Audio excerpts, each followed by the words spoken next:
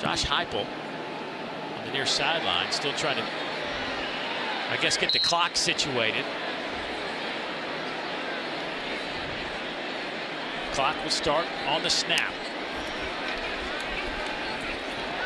Milton. Boy, there was some miscommunication on the near side between the two receivers. It looked like Thornton and Keaton didn't know which route they were running. Correct. It looked like it was supposed to be block, screen, and go, and there was just some miscommunication. Great job by Joe Milton just to throw it away, get out of the down. Somebody didn't want to block. They just wanted to go. I want the ball. Right. So now second down and 10, but only 6 seconds off the clock. Hand it off again to Sampson this time, and he's at the 49 and stopped there, gain of a couple. And now the clock continuing to run, 25, 24. Tennessee does have all 3 timeouts remaining. Do they get the first down? Going deep, has a man just off the fingertips in the corner of that end zone. Boy, they had a chance for Chaz Nimrod down there, but Milton just a tick too far. I thought it hit his hands. When you watch it, just over the outstretched hands. So close. They took the shot, but instead it'll be 4th down, and here comes that Tennessee punt unit.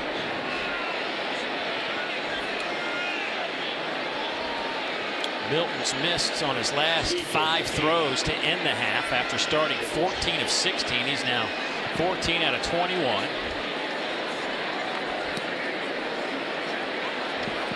Little rugby punt. Hit at the 5 and bounce into the end zone. And there will be 2 seconds to go before we head to intermission.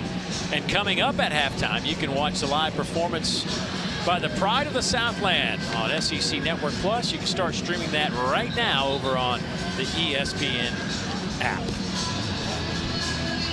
So, Tennessee with 359 yards of offense. This Tennessee defense, for the most part, has been really solid as well. They've kept UTSA to just 100 yards, 39 on the ground, 61 through the air.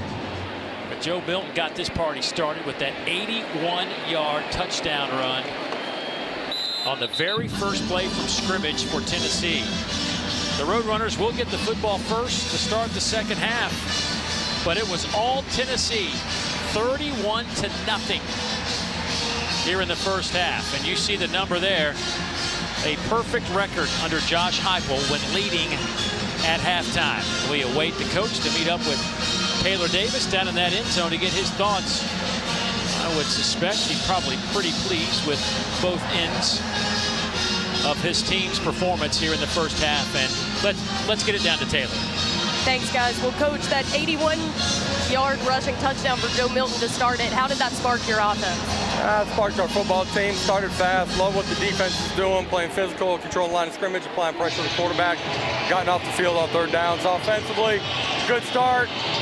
Not very good at the end. We got to adjust to a couple of things and be more efficient there and finish the first half out. Now we got to get going here in the second half. Thanks for the time. Thank you. Yep, scored 31-0. Vols trying to rally from that loss last week. Our UTSA representative in the studio. Let's get it to him now. PB. Thank you, Dave Neal. Welcome to the Auto Owners Insurance Halftime Report. Peter Burns, Benjamin Watson, Chris Dorn. Ole Miss and Alabama, that one in T-Town. A lot of points going to be scored in this game, right, boys? It's going to be a barn burner. Huge top 15 matchup in Tuscaloosa. Jackson Dart hits Dayton Wade for 40 yards. Ole Miss driving. Those helmets are sick. They went to the uniforms that they last won in Tuscaloosa, and back with Chad Kelly at the quarterback. Well, looking like Chad Kelly. That's Jackson Dart. 10-yard touchdown run. Rebels now up 4. And Jalen Milroe, remember, now going to be QB1. Nick Saban has made him the starter. Benjamin Watson throws a dime. He does. I mean, we know that Milroe can throw the football. That's not the question. The question is the decision-making when he gets in certain positions like this in the red zone. That's well timed. Throws the ball over the wide-open receiver to the other team. In the no reason to force it down there in that situation. Bama, though, with the punt block, so they would have first and goal on the 1. Guess what? They would have a 40-yard field goal attempt. That's impossible. No, it actually happened. Bad snap. I saw it with my eyes. Sack. I'd seen it, Chris. Yeah. I'd seen it. 9-7 in a game that feels like we are back in 1977. Watching Jefferson Pilot games. JP. I remember playing on Jefferson Pilot. The old Remember JP that? games, those are early, my friend. Oh, yeah. You guys, you talked about Jalen Milroe having the ability to throw the football. He can throw the ball when he's got time to throw the ball. The offensive line has been the theme of the season for Alabama. 4 sacks in the first half, 9 tackles for loss, have not given them much opportunity to be successful through the air or on the ground. They ran the ball 23 times and only gained 22 yards in the first half. Very un-Alabama-like numbers. And the penalties. I mean, the self-inflicted wounds is where they're really having a big problem. And you look at the stat sheet and they're like, oh, you got 4 penalties, but some of those penalties actually took points off the board. And we can talk about the interception that just at critical times they have shot themselves in the foot over and over again in this game, but also throughout this season. 5 different times so far this season, Alabama has scored a touchdown. They came back because of a penalty. But everything that we said, Alabama is still leading at home right now. That was the amazing part about it. It felt like Ole Miss controlled the first 30 minutes of the game, and yet they went to halftime with a 1-point lead. If you're an Ole Miss fan, you got to worry about that being maybe a missed opportunity to have a bigger lead at halftime. And one of the things we talked about coming in was, could the defense create some sort of turnovers to keep Jackson Dart off the field, to get an extra possession? Terry Arnold gets an interception. I think the defensive backs for Alabama have actually played fairly well against a really good wide receiver group from Ole Miss and a great quarterback in Jackson Dart. So who's calling the defense? Remember Lane Kiffin was like, it's Tavares Robinson, or is it going to end up being Kevin Steele? I don't think it matters because they're shutting Ole Miss's offense down pretty well. Kind of like what Tennessee is doing to UTSA football right now. 31-zip over at half. We're going to talk about that game coming up and show you some more highlights in just a moment. But Joe Milton, 81 yards to the house. Good start for the Vols. They're rolling 31-zip. The break. This halftime report is presented by Auto Owners Insurance. Simple human sense. I've got home internet from T-Mobile. It only costs $50 at T-Mobile. Just 1 cord to set up. Say goodbye to that truck. Oh, what a beautiful morning. Oh, what a beautiful day. They won't raise your rates at T-Mobile.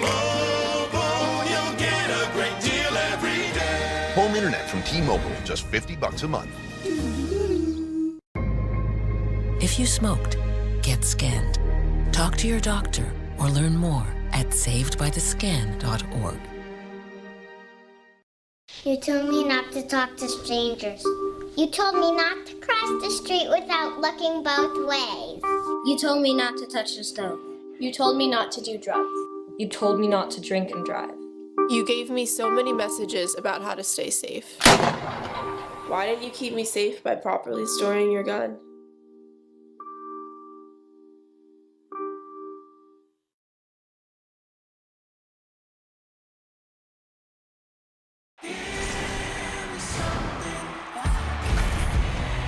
With college football on ESPN+, you get the best teams and the biggest conferences, and so much college football action from across the country. So sign up now at ESPNplus.com.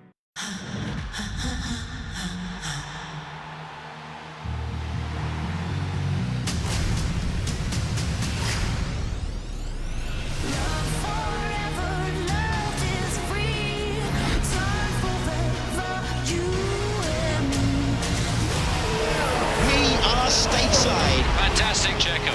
Superb racing. Yes, guys.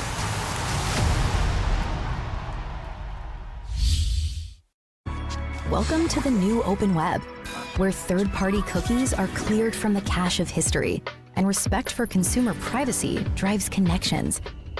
Viant, built for the new open web. Built for now.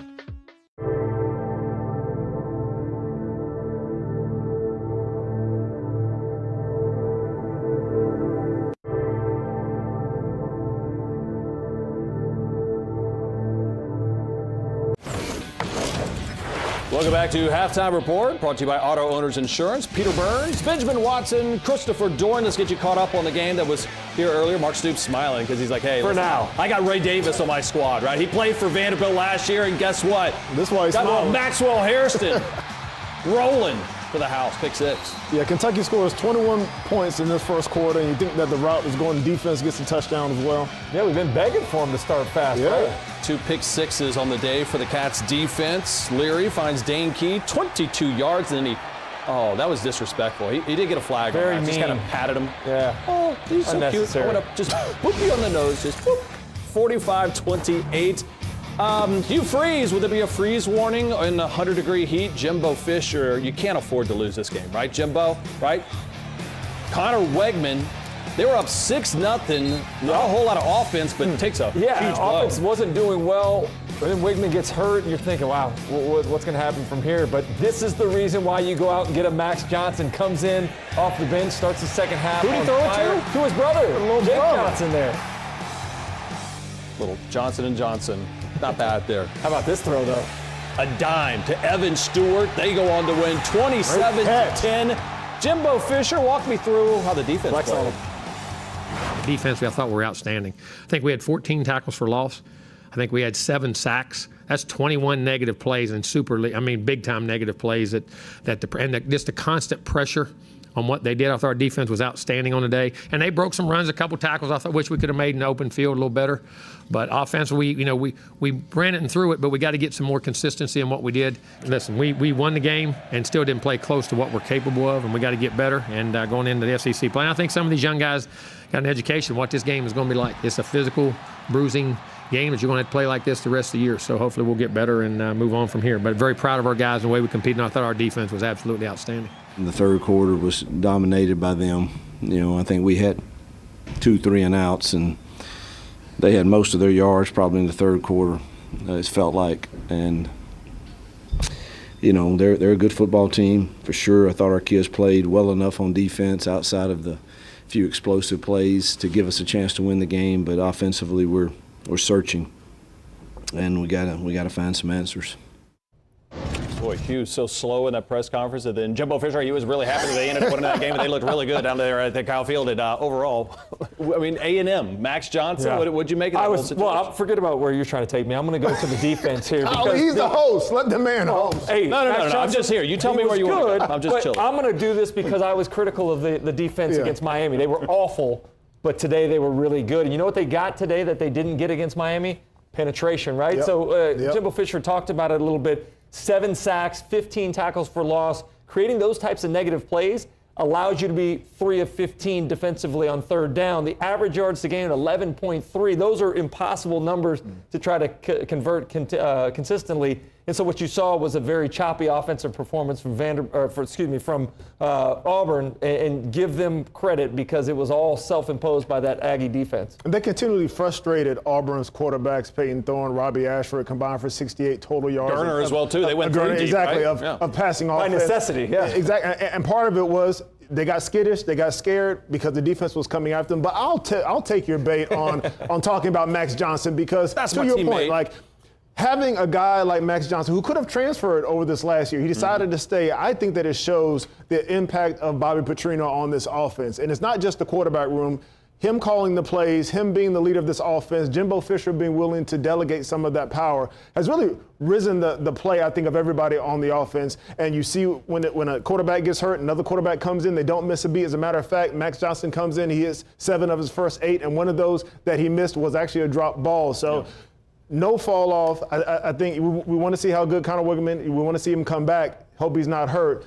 But just great for them to be able to have a quarterback to back him up and actually execute the offense. A&M has Arkansas next week, and then after that they'll face Alabama, so they're right in the heart of SEC West Conference play. A little studio update, and you guys are talking about Jalen Milroe. Tommy Rees just needs to draw up some right plays, takes a monster hit, a dime.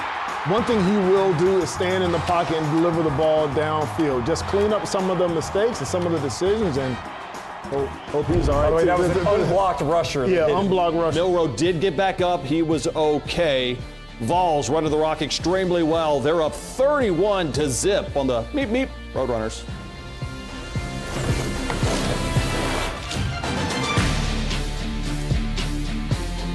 You ready? When is a football more than a football. When it puts 4 years of higher education at your fingertips, provides medical, nutrition, and mental health support, offers academic tutoring plus medical coverage even after college, helps develop your brand, and teaches you that the end zone is only the beginning. For college athletes, a football just means more. Welcome to the new open web, where third-party cookies are cleared from the cache of history and respect for consumer privacy drives connections. Viant, built for the new open web, built for now. It's a special moment. We worked hard to get to this moment right now. He's gonna throw it. Caught. Touchdown.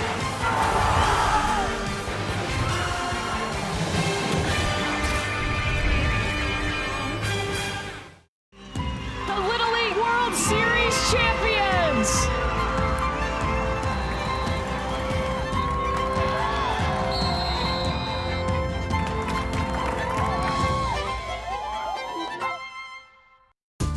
With Spectrum Mobile and the new Samsung Galaxy Z Fold 5 and Galaxy Z Flip 5, you get faster speeds with Spectrum Speed Boost. The new Samsung Galaxy Z series are epic, with a sleek and slim new design, plus better gaming performance and an expansive display.